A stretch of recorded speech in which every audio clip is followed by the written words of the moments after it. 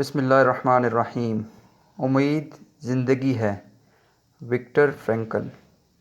दूसरी जंग अज़ीम के दौरान नाज़ी जर्मनियों के डेथ कैंप में 3 साल गुजारने वाले एक माहिर नफ्सियात की रूह फरसा वाक़यात व मुशाहदात।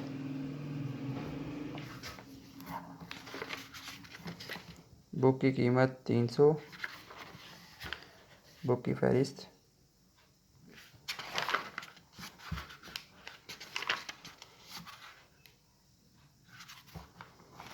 बेहतरीन पेज क्वालिटी।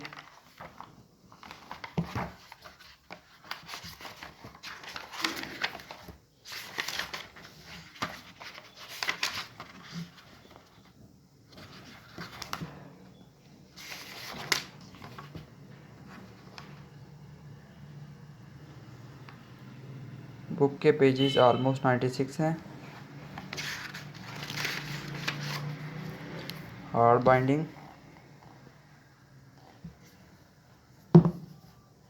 इस इंग्लिश बुक का तर्जुमा सैयद इरफान साहब ने किया है।